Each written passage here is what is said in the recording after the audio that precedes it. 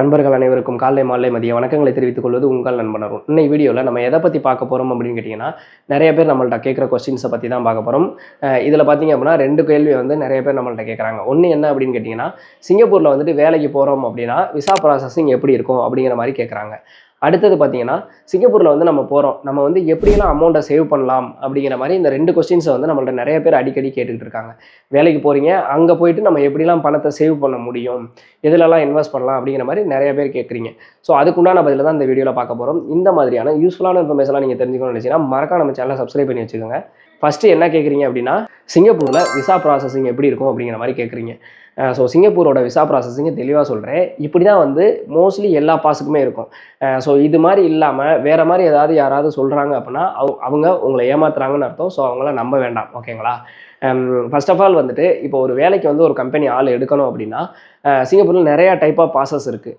அந்த கம்பெனிக்கு எந்த பாஸ் வந்து எடுக்கிறதுக்கான எலிஜிபிலிட்டி இருக்குது அப்படிங்கிறத அந்த கம்பெனி வந்து பார்ப்பாங்க. உதாரணத்துக்கு சொல்லணும் அப்படின்னா, இப்போ S pass, E pass, NTS permit, DEP pass, PCM permit, CPR permit, இந்த மாதிரி நிறையா டைப் ஆஃப் பாஸஸ் இருக்குது பார்த்தீங்களா. இந்த பாஸில் எல்லா கம்பெனியும் எல்லா பாஸ்லையும் ஒர்க்கர்ஸை எடுத்துட முடியாது.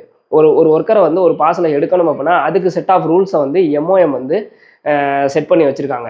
எம்ஓஎம்னா யார் அப்படின்னு பார்த்தீங்கன்னா, சிங்கப்பூரோட மனிதவள அமைச்சு, மினிஸ்ட்ரி ஆஃப் மேன் பவர் அப்படிங்கிற மாதிரி சொல்லுவாங்க. அவங்க தான் வந்து சிங்கப்பூரில் எல்லா ஃபாரின் ஒர்க்கர்ஸுக்குமே வந்துட்டு விசா அப்ரூவல் கொடுக்குறதுலேருந்து எல்லா வேலையுமே அவங்க தான் பார்க்குறாங்க. அவங்க வந்து இந்த கம்பெனியில் வந்து இத்தனை எம்ப்ளாயர் வந்து சிங்கப்பூர் எம்ப்ளாயர் இருக்கணும், அப்படி இருந்தால் அவங்க இத்தனை ஒர்க்கரை வந்து ஃபாரின் ஒர்க்கரை எடுக்க முடியும். அதுலேயும் இந்த பாஸுக்கு வந்து இவ்வளோ ஒர்க்கர் இருக்கணும். அந்த பாஸை பொறுத்து அதுக்கு பேர் தான் வந்து கோட்டா அப்படிங்கிற மாதிரி சொல்லுவாங்க. அந்த பாஸை பொறுத்து அந்த கோட்டா அப்படிங்கிறது மாறுபடும். ஓகேங்களா?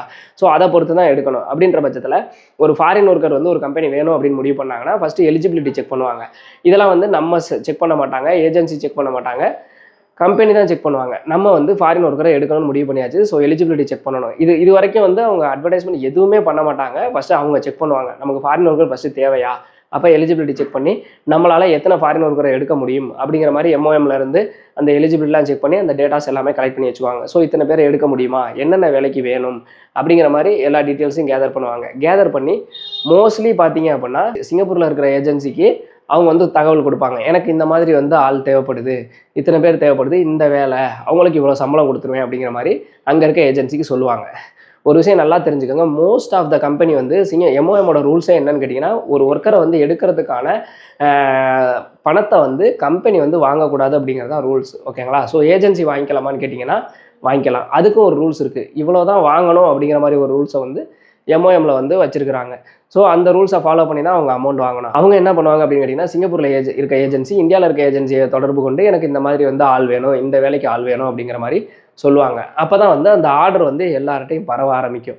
ஸோ அவங்க அந்த ஆர்டர்லேயே உங்களுக்கு போட்டிருக்கும், எவ்வளோ சம்பளம், என்ன வேலை, எத்தனை மணி நேரம் வேலை, எஸ் பாஸா, இ பாஸா, என்டிஎஸ் பர்மிட்டா, அது எல்லாமே போட்டிருக்கும். அந்த டீட்டெயில்ஸ் எல்லாமே வந்து அது அந்த கம்பெனி தான் கொடுப்பாங்க. நான் இவ்வளோ சம்பளம் கொடுப்பேன், எனக்கு இந்த மாதிரி ஆள் வேணும், இவ்வளோ எக்ஸ்பீரியன்ஸ் வேணும், இந்த மாதிரி எல்லாமே கொடுத்துருப்பாங்க. ஸோ அதை வச்சு அதுக்கு யாரெல்லாம் சூட்டபிள் ஆகுறாங்களோ அதை எல்லா ஏஜென்ட்டுமே வந்து அனுப்புவாங்க. ஸோ சிங்கப்பூரில் இருக்க ஏஜென்சி ஒரு அமௌண்ட் வந்து சொல்லியிருப்பாங்க இந்தியாவில் இருக்க ஏஜென்சிக்கிட்ட. அந்த இந்தியாவில் இருக்க ஏஜென்சி வேறு அவங்களுக்கு கீழே சப் ஏஜென்ட் இருக்காங்கன்னா அவங்களுக்கு ஒரு அமௌண்ட் சொல்லியிருப்பாங்க. இப்போ என்ன ஆகும் அப்படின்னா, அப்படியே அமௌண்ட் கொஞ்சம் கொஞ்சமாக அதிகமாகிட்டே போகும். அந்த சர்வீஸ் சார்ஜ்னு சொல்லுவாங்கள்ல, அதை வந்து ஒவ்வொருத்தவங்களும் கமிஷன் வச்சுக்கிட்டே வருவாங்க. ஒரு சில பேர் வந்து கம்மியாக வைக்கிறதுக்கு வாய்ப்பு இருக்குது. ஆனால் நிறைய பேர் பார்த்தீங்க அப்படின்னா ரொம்ப அதிகமாக தான் வைக்கிறாங்க. ஸோ அப்படின்றப்ப கொஞ்சம் கொஞ்சமாக இப்போ சப் ஏஜென்ட் வர வர உங்களுக்கு அமௌண்ட் வந்து அதிகமாகிட்டே போகும். ஸோ அந்த மாதிரி அதிகமாகி ஒரு அமௌண்ட் சொல்லுவாங்க, வேலை சொல்லுவாங்க. எல்லாத்துக்கும் உங்களுக்கு ஓகே, இது எல்லாமே சூட்டபிள் ஆகுது அப்படின்னா அவங்க கேட்குற மாதிரி டாக்குமெண்ட்டை ப்ராப்பராக நீங்கள் அனுப்புவீங்க. ப்ராப்பராக அனுப்பினோன்னே அவங்க என்ன பண்ணுவாங்க அப்படின்னா சிங்கப்பூர் ஏஜென்சிக்கு அனுப்புவாங்க. ஒரு சில கம்பெனி நீங்களே இன்டர்வியூ பண்ணி எனக்கு ஆள் எடுத்து கொடுத்துருங்க அப்படின்னா அந்த சிங்கப்பூர் ஏஜென்சிலேருந்தே உங்களுக்கு இன்டர்வியூ கால் வந்துடும். உங்கள் நம்பர் அங்கே கொடுத்துருவாங்க, இன்டர்வியூ கால் வந்துடும். அதே இது வந்து கம்பெனி இன்டர்வியூ பண்ணி நாங்கள் தான் இன்டர்வியூ பண்ணி எடுப்போம் அப்படின்னா கம்பெனியோட பாஸோ இல்லை மேனேஜரோ இல்லை ஹச்ஆரோ உங்களுக்கு வந்து ஃபோன் பண்ணி இன்டர்வியூ பண்ணுவாங்க. ஸோ இன்டர்வியூ பண்ணி எல்லாம் உங்களுக்கு ஓகே அப்படிங்கிற பட்சத்தில் உங்களுக்கும் அவங்களோட டிமாண்ட் ஓகே, அவங்களுக்கும் உங்களோட டிமாண்ட் ஓகே அப்படிங்கிற மாதிரி இருக்குன்ற பட்சத்தில் சரி இவருக்கு அப்ளை பண்ணலாம், இவருக்கு அப்ளை பண்ணி கொடுத்துருங்கன்னு சொல்லி சிங்கப்பூர் ஏஜென்சி வந்து அப்ளை பண்ணிடுவாங்க. ஆனால் அதுக்கு முன்னாடி பார்த்தீங்கன்னா ஒரு சில ஏஜென்ட்டுகள் உங்கள்கிட்ட வந்து அமௌண்ட் அட்வான்ஸாக கேட்பாங்க. ஒரு சில பேர் எதுவும் அமௌண்ட் வாங்காமல் அப்ளை பண்ணிடுவாங்க. அப்படி அட்வான்ஸாக கேட்குறாங்க அப்படின்னா தயவுசெய்து பெரிய தொகையை நீங்கள் கட்டிடாதீங்க. ஏன்னா உங்களுக்கு அப்ளை பண்ணால் ரிஜெக்ட் ஆகிறதுக்கும் வாய்ப்பு இருக்குது, அப்ரூவல் ஆகிறதுக்கும் வாய்ப்பு இருக்குது. எல்லா பாஸுக்குமே இதே தான் ப்ரொசீஜர் அப்படிங்கிறதுனால எந்த பாஸ்ன்றதை பொறுத்து உங்களுக்கு அப்ரூவலும் ஆகலாம், ரிஜெக்டும் ஆகலாம். ஒன்றுமே இல்லை, உங்கள் பாஸ்போர்ட் ப்ராப்பராக கிளியராக இல்லை, உங்களோட ஃபோட்டோ கிளியராக இல்லை அப்படின்னா கூட அதுக்காக ரிஜெக்ட் பண்ணுறதுக்குலாம் வாய்ப்புகள் இருக்குது. அதனால அதிக தொகையை நீங்கள் கொடுத்துறாதீங்க ஏஜென்சிகிட்ட இருந்து. அதாவது கரெக்டான ஏஜென்சினா அமௌண்ட்டை திருப்பி ரீஃபண்ட் பண்ணுவாங்க, இல்லைனா பண்ண மாட்டாங்க. ஸோ நீங்கள் அமௌண்ட் அதே மாதிரி நீங்கள் அமௌண்ட் கட்டுறீங்க, சப்போஸ் வந்து ரீஃபண்டு கேன்சல் ஆயிடுச்சு, அப்ரூவல் ஆகலைன்னா எவ்வளோ ரீஃபண்ட் தருவீங்க, அங்கே போய்ட்டு டீபோர்ட் பண்ணால் எவ்வளோ அமௌண்ட் தருவீங்க, இதெல்லாம் தெளிவாக கேட்டுக்கணும். கேட்டுக்கிட்டு நீங்கள் எல்லாத்துக்கும் ஓகே சொல்லி அப்ளை பண்ணுற பட்சத்தில் எம்ஓஎம்மில் அப்ளை பண்ணிடுவாங்க. பாஸை பொறுத்து அந்த அப்ரூவல் ஆகிறதுக்கான டைமிங்கு மாறுபடும். சில பாஸுக்கெலாம் வந்து 1 நாள் 2 நாள் அப்ரூவல் ஆகிரும், சில பாஸுக்கு வந்து ரொம்ப லேட் ஆகும். டிபி பாஸ் அது மாதிரிலாம் 4 நாள் 5 நாள் ஆகும். ஸோ இந்த மாதிரி வந்து டைம் வந்து வேரி ஆகும். எக்ஸாக்டாக இத்தனை நாள் தான் அப்ரூவல் ஆகும்னு யாராலையுமே சொல்ல முடியாது. ஸோ அந்த அப்ரூவல் வந்துருச்சு அப்படின்னா அவங்க அப்ளை பண்ணோன்னே அதிகபட்சம் நீங்கள் 2 நாளைக்குள்ளே உங்களோட எம்ஓஎம் வெப்சைட்டில் நீங்களே போயிட்டு உண்மையிலே அவங்க அப்ளை பண்ணியிருக்காங்களா இல்லையாங்கிறத செக் பண்ணிக்கலாம். எந்த பாஸாக இருந்தாலும் கண்டிப்பாக வந்து அதில் ஷோ ஆகும். பெண்டிங்னு காமிச்சிருச்சுன்னா அது அப்ரூவல்னு வர வரைக்கும் நீங்கள் வெயிட் பண்ணணும். பெண்டிங்னா உங்களோட அப்ளிகேஷன் சப்மிட் பண்ணியிருக்காங்க, ஆனால் எம்ஓஎம் சைட்லேருந்து அப்ரூவல் கொடுக்கல அப்படின்னு அர்த்தம். அது வந்து அப்ரூவல்னு வந்துருச்சுன்னா தான் அவங்க அப்ரூவல் கொடுத்துட்டாங்க, உங்களுக்கு விசா வந்துருச்சு, நீங்கள் சிங்கப்பூர் போகலாம் அப்படிங்கிறது அர்த்தம். சரிங்களா? இதை நீங்களே செக் பண்ணிக்கலாம்.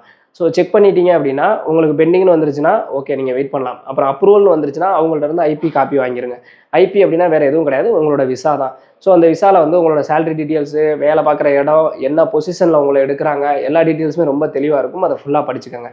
ஸோ அது எல்லாத்தையுமே படிச்சுட்டு நீங்கள் பேலன்ஸ் வந்து எவ்வளோ அமௌண்ட் அவங்க நீங்கள் கட்டியிருப்பீங்க அட்வான்ஸு, அது இல்லாமல் எவ்வளோ கட்டணுமோ அந்த அமௌண்ட்டை கட்டிடுங்க. கட்டினதுக்கப்புறமேட்டு உங்களுக்கு டிக்கெட் டேட் சொல்லுவாங்க, அந்த டேட்டில் வந்து நீங்கள் டிக்கெட் போட்டு போயிடலாம். அதுக்கு முன்னாடி நீங்கள் போகிறதுக்கு முன்னாடி என்னென்ன பாஸுக்கு இப்போ நிறைய டைப்பாக பாஸஸ் சொன்னேன்ல, ஒவ்வொன்றுக்கும் ஒவ்வொரு மாதிரியான டாக்குமெண்ட் வந்து ப்ரிப்பேர் பண்ணணும். ஸோ என்னென்ன பாஸுக்கு என்னென்ன டாக்குமெண்ட் அப்படிங்கிறத நான் ஆல்ரெடி வீடியோவாக போட்டிருக்கேன். ஸோ அந்த டாக்குமெண்ட்ஸ் எல்லாத்தையுமே நீங்கள் கரெக்டாக எடுத்துகிட்டு போகணும். உங்கள் ஏஜென்ட் தரலைன்னா கூட அவங்கள்ட்ட கேட்டு நீங்கள் ப்ராப்பராக வந்து அந்த டாக்குமெண்ட்ஸ் எல்லாத்தையும் வாங்கிக்கிட்டு நீங்கள் போகணும். அங்கே போனதுக்கு அப்புறமேட்டு பாஸை பொறுத்து உங்களுக்கு இப்போ ஒர்க் பர்மிட்லாம் போனீங்கன்னா குவாரண்டைன் இருக்கும். எஸ்பாஸு இதெல்லாம் போனீங்கன்னா குவாரண்டைன் கிடையாது. நீங்கள் டேரெக்டாக ஒர்க் பிளேஸுக்கோ இல்லை ரூமுக்கோ நீங்கள் போயிடலாம். போயிட்டு அங்கே போய்ட்டு மெடிக்கல் போடுவாங்க. மெடிக்கல் போட்டதுக்கப்புறமேட்டு தம்பிரின் கூட்டி போவாங்க. எம்ஓஎம்மில் போய்ட்டு தம்பிரின் கைரேகை வைக்கணும். ஸோ கைரேகை வச்சுட்டு உங்களுக்கு பர்மிட் வந்தோன்னா நீங்கள் ஒர்க்கை ஸ்டார்ட் பண்ணிடலாம். ஸோ இதுதான் சிங்கப்பூரில் எந்த ஜாபுக்கு போனாலுமே இதுதான் ப்ரொசீஜர். ரொம்ப தெளிவாக டீட்டெயிலாக சொல்லிட்டேன். ஸோ நீங்கள் ஃபஸ்ட்டு போனதுன்னா நீங்கள் ஒர்க் பண்ண ஆரம்பிச்சிட்டிங்கன்னா ஒரு சில கம்பெனி உங்களுக்கு அட்வான்ஸ் கொடுப்பாங்க, ஒரு சில கம்பெனி அட்வான்ஸ் கொடுக்க மாட்டாங்க. 1 மந்த் அந்த முடிஞ்சோன்னா உங்களுக்கு சேலரி கரெக்டாக கொடுத்துருவாங்க. எம்ஓஎம் ரூல்ஸ் படி 7ஆம் தேதிக்குள்ளே, இப்போ போன மாதம் நீங்கள் ஒர்க் பண்ணியிருக்கீங்கன்னா இந்த மாதத்தில் 7ஆம் தேதிக்குள்ளே உங்களுக்கு சம்பளம் போட்டுறணும் அப்படிங்கிறது எம்ஓஎம்மோட ரூல்ஸ். ஸோ 7ஆம் தேதிக்குள்ளே உங்களுக்கு ப்ராப்பராக சம்பளம் வந்துடும். நீங்கள் அப்படியே கண்டினியூ பண்ணிக்க வேண்டியதான். இது மாதிரி தான் வந்துட்டு சிங்கப்பூருக்கு நீங்கள் வேலைக்கு போகணுன்னா ப்ராசஸ் வந்து இருக்கும். ஸோ இதை வந்து நீங்கள் தெளிவாக பார்த்துருந்தீங்க அப்படின்னாலும், இல்லை இதில் வேறு ஏதாவது டவுட் இருக்குனாலும் கமெண்ட் செக்ஷனில் கேளுங்க. ஃபஸ்ட்லேருந்து கடைசி வரைக்கும் இன்னொரு தடவையும் பாருங்கள். இதை விட தெளிவாக யாராலையும் சொல்ல முடியாதுன்னு நினைக்கிறேன். இதில் வேறு ஏதாவது டவுட் இருந்தாலும் கமெண்ட் செக்ஷனில் கேளுங்க. இந்த மாதிரி யூஸ்ஃபுல்லான இன்ஃபர்மேஷன்லாம் தெரிஞ்சுக்கணும்னா மறக்காம நம்ம சேனலை சப்ஸ்கிரைப் பண்ணி வச்சுக்கோங்க. பாய்.